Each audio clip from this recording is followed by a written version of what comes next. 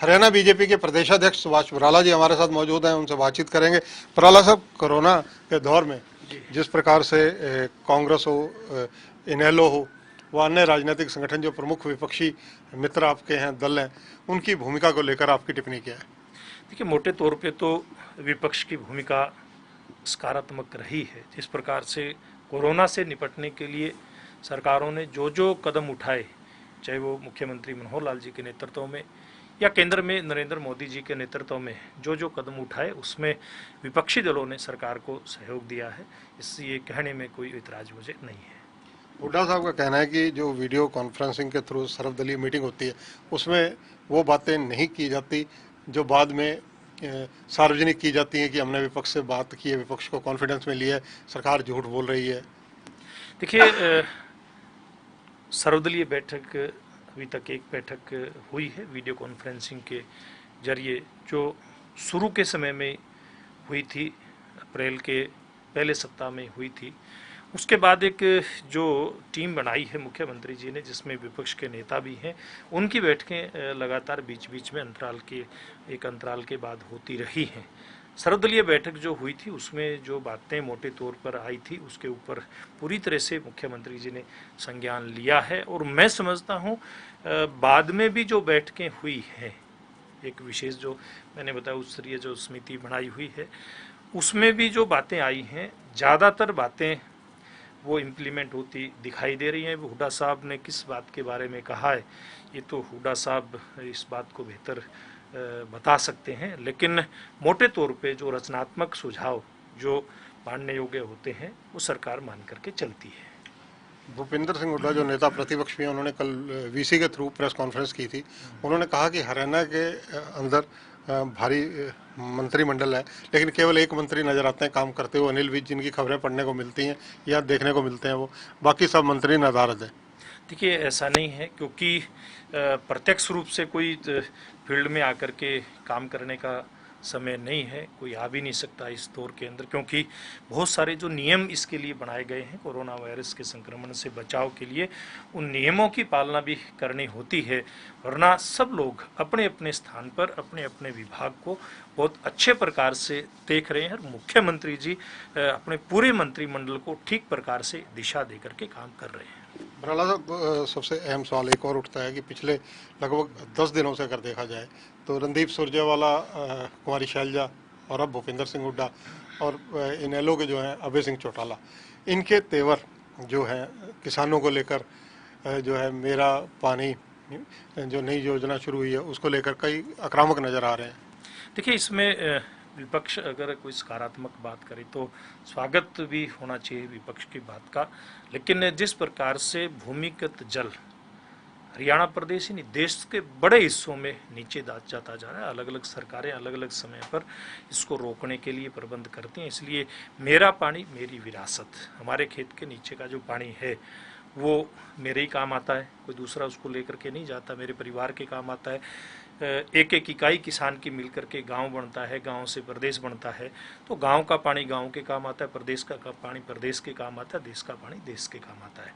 और ये काम वर्तमान में हमारे आ रहा है। तो आगे ये विरासत हम आगे दे करके जाएंगे, तो कैसी विरासत हम दे करके जाएंगे, इस बात की चिंता समय समय पर पहले भी होती रही है और वर्तमान में भी हो रही है। ये अलग बात है कि पहले कुछ कदम जो उठाए गए थे वो कैसे उठाए गए थे वो जनता जानती है।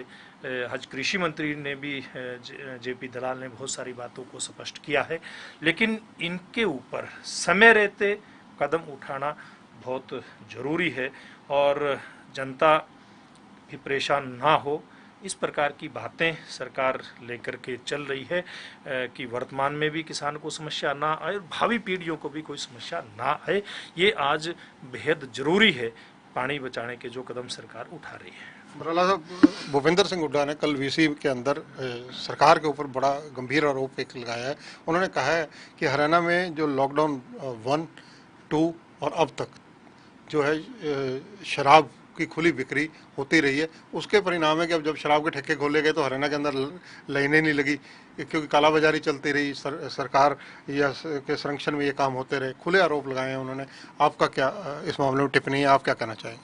देखिए, कुछ बातें तो जो विपक्ष कहता है वो कहने के लिए भी कह देता है, लेकिन जब भी इस प्रकार की बातें, वर्तमान की बात करें, पूर्व की बात करें, कहीं को लगता है कि कोई ऐसा काम हुआ है जो जनहित में ना हो या किसी ने कोई अनियमितता की है, सरकार ने कभी उसको बख्शा नहीं है। अभी भी कुछ शराब की इस प्रकार की जो बात आई है, सरकार ने एक ऐसी अधिकारियों की एक कमेटी बनाई है जो उसकी जांच करेगी। अगर कहीं कोई किसी भी तरह की अनियमितता पाई तो सरकार उसका संज्ञान लेते हुए जो भी कार्रवाई करनी होगी करेगी। बराला साहब, आप प्रदेशाध्यक्ष हैं हरियाणा के बीजेपी के, और बीजेपी सत्ता में है। लॉकडाउन 3 के बाद लॉकडाउन कंटिन्यू किया जाए या ब्रेक दी जाए या खोल दिया जाए, आपकी राय क्या है? देखिए, इसमें मेरी एक बिल्कुल स्पष्ट सी राय है कि ऐसे कदम जिन पर विचार चल भी रहा है, प्रदेश में भी चल रहा है, केंद्र में भी चल रहा है, जो इस संक्रमण को फैलने से रोक सकते हैं। अभी भी देखिए, लॉकडाउन फर्स्ट जो था ज़्यादा सख्त था, उसके बाद थोड़ी और छूट दी गई, इसके बाद तीसरे में कुछ और छूट दी गई है। अब इन तीनों ही जो स्टेप थे, लॉकडाउन 1, लॉकडाउन 2, लॉकडाउन 3, इसमें किस किस प्रकार से सरकार आगे बढ़ी, जनता ने किस प्रकार से उसमें सहयोग किया और उससे कितना हम लोग इस संक्रमण को रोकने से बचा पाए और कहाँ कहाँ समस्याएं आई, प्रदेश स्तर पे भी और राष्ट्रीय स्तर पे भी इसकी समीक्षा हो रही है। और समीक्षा करके ही कोई कदम उठाया जाएगा।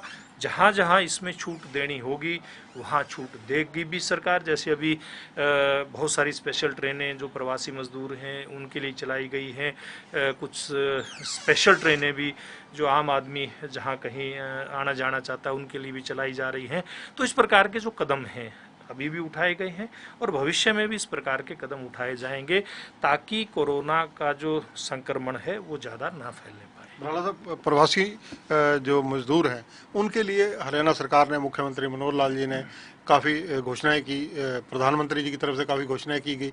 आखिर ऐसा माहौल क्यों उत्पन्न हो गया कि ये प्रवासी मजदूर जो है अपने आप को असुरक्षित महसूस कर वापसी, चाहे पैदल निकलना पड़े, चाहे बस, सड़क, कैसे भी मार्ग को अपनाना पड़े, उस तरफ चल पड़े? देखिए, कोई अच्छी बात नहीं होती कोई मजदूर लाचारी और बेबसी में इस प्रकार से इतनी गर्मी के अंदर पैदल निकलता है या साइकिल पर निकलता है। लेकिन इसमें एक बात देखने में आती है कि हरियाणा प्रदेश के अंदर जो प्रवासी मजदूर रहता है उसको जब सरकार ने सुनिश्चित करवा दिया कि आप लोगों की व्यवस्था की जा रही है सरकार के द्वारा आप वापस आपके घर भेजने की, तो लोग उस बात से संतुष्ट हुए। लोगों ने माना कि हाँ, सरकार हमारी व्यवस्था करेगी और बड़े पैमाने पर लोग इस बात को मानते हुए दिखाई भी दिए। लेकिन एक संकट ये आया कि पड़ोसी प्रदेशों में इस प्रकार की व्यवस्था नहीं की उन सरकारों ने। कारण तो वो बता सकते हैं, जैसे पंजाब की बात हम करें, कारण तो पंजाब सरकार जाने क्यों नहीं उन्होंने व्यवस्था की, लेकिन उसके कारण से हरियाणा के ऊपर दबाव बढ़ा और पंजाब के रास्ते से, चंडीगढ़ के रास्ते से, इधर बद्दी औद्योगिक क्षेत्र जो पड़ता है वहाँ से बड़ी संख्या में मजदूरों ने पलायन शुरू किया और सड़कों के ऊपर बड़ी संख्या में नजर आए। इस भरी दोपहरी में, तपती दोपहरी में वो पैदल जाते हुए दिखाई दिए। तो सरकार ने भी इस बात का प्रयास किया कि वो जहाँ पे हैं वहीं वो रुकें। प्रशासन ने जो जो व्यवस्थाएं कर रखी हैं उनको ठहराने के लिए व्यवस्थाएं बना रखी हैं, कोशिश की वो रुकें। और हमने भी पार्टी के नाते 4 दिन पहले एक बैठक की थी, हमने मुख्यमंत्री जी के ध्यान में बात आई थी, हमने चर्चा उस बात पे करी थी और हमारी पार्टी की पूरी टीम को इस व्यवस्था में हमने लगाया है कि प्रशासन अपनी व्यवस्था कर रहा है और हम भी जो प्लान करके मजदूर जा रहे हैं उनको भोजन की, पानी की ज़रूरत है, दवाई की ज़रूरत है, दवाई उपलब्ध करवाएं। अगर कहीं कोई उनको थोड़ा बहुत कहीं छोड़ने के लिए अगर बस की भी ज़रूरत उनको पड़ती है, उत्तर प्रदेश के बॉर्डर पे जाना है या दिल्ली कहीं बॉर्डर के ऊपर उनको कहीं इस प्रकार की व्यवस्था की कोई ज़रूरत है, तो ऐसी ज़रूरतें भी हमने उनकी व्यवस्था करके पूरी की हैं।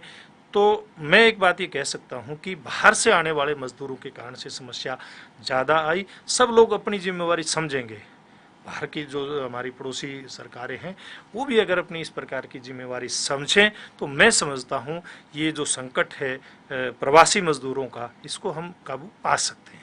बराला साहब, बीजेपी संगठन के प्रमुख हरियाणा के होने के नाते अगर मैं ये पूछूं कि ऐसे 3 प्रमुख काम जो लॉकडाउन 1, 2 और 3 में, यानी इन 52-53 दिन में किए गए हों बीजेपी के द्वारा, वो कौन कौन से हैं? देखिए, इसमें तो हम 1 2 3 की बजाय हम काफ़ी इसमें काम इसमें बता सकते हैं। एक तो हमने ये प्रयास किया कि सरकार की जो व्यवस्थाएं हैं उनको सहयोग करने के लिए बड़ी संख्या में सामाजिक संगठन और भारतीय जनता पार्टी के कार्यकर्ता जो निकल कर के आए थे, लोगों को बना हुआ भोजन उपलब्ध करवाने के लिए या भोजन सामग्री उपलब्ध करवाने के लिए वो व्यवस्था ऐसी की कि प्रशासन को सहयोग मिले और ओवरलैपिंग कहीं भी ना हो और कोई बचे ना भोजन के बगैर या भोजन सामग्री के बगैर। ये बड़ी संख्या में इस बात का हमने प्रयास किया, वो हमारा प्रयास सफल भी हुआ। दूसरा, फेस कवर घरों के अंदर हमारे कार्यकर्ताओं ने, हमारी महिला मोर्चा की टीम ने खास करके और हमारे कार्यकर्ताओं के परिवार में भी महिलाओं ने, बहनों ने बड़ी संख्या में फेस कवर बना करके उनका वितरण किया। आरोग्य सेतु ऐप डाउनलोड कराने में, ताकि इससे हम अपनी सुरक्षा कर सकें इस कोरोना वायरस के संक्रमण से, इसको डाउनलोड कराने की बात हो, पीएम केयर्स फंड में लोगों को जोड़ने की बात हो, या फिर जैसे अभी हरियाणा कोरोना रिलीफ फंड था उसमें सहयोग की बात हो, और या फिर जो ये मजदूर हैं, प्रवासी मजदूर हैं, इनकी व्यवस्था की बात हो। ऐसे हर मोर्चे पर भारतीय जनता पार्टी के कार्यकर्ता ने फ्रंट फुट पर रह करके लड़ाई लड़ी है। हमने कार्यकर्ताओं को ये जिम्मेवारी सौंपी, आप अपने आसपास के जो भी परिवार रहते हैं, 10, 20, 50, 100 परिवार जो भी आपके आसपास रहते हैं, जितनी भी आप जिम्मेवारी उठा सकते हो, ये सुनिश्चित करो कि वहाँ कोई भी व्यक्ति आपके आसपास भूखा ना रहे। कोई भी ऐसा बुजुर्ग जो कहीं अकेला है, उसको अगर कहीं किसी चीज़ की ज़रूरत है, भोजन की ज़रूरत है, दवाई की ज़रूरत है, उसकी संभाल भी हमारे कार्यकर्ता करें। एक ये बहुत बड़ा काम भी हमने हाथ में लिया था, और बहुत सारे ऐसे उदाहरण जब कार्यकर्ताओं से हम बात करते हैं तो सामने आते हैं, कार्यकर्ता बताते हैं कि उन्होंने किस किस प्रकार से ऐसे मजबूर लोगों की मदद की। तो एक बड़ा काम इस संकट के दौर में हमने किया है। तो ये है बीजेपी के प्रदेशाध्यक्ष सुभाष बराला, जो कि बता रहे हैं कि फ्रंट फुट पर रहकर बीजेपी के कार्यकर्ताओं ने जहां रोटी उपलब्ध करवाई, मास्क उपलब्ध कराए, वहीं सैनिटाइजर भी प्रॉपर मात्रा में जनता को उपलब्ध करवाए। और इसके अलावा सामाजिक दृष्टि से जो काम हो सकते हैं उनमें लगातार बीजेपी पूरी तरह से इन्वॉल्व है। सबसे अहम बात इन्होंने विपक्ष को कही, विपक्ष से ये सलाह दी कि वो सकारात्मक कामों में अच्छा काम करने की कोशिश करे, नेगेटिव भूमिका अदा करने की कोशिश ना करे, क्योंकि ये महामारी का दौर है और इसमें सबके सहयोग और समर्थन की जरूरत है। कैमरामैन सुनील के साथ चंद्रशेखर धरनी, पंजाब केसरी टीवी, चंडीगढ़।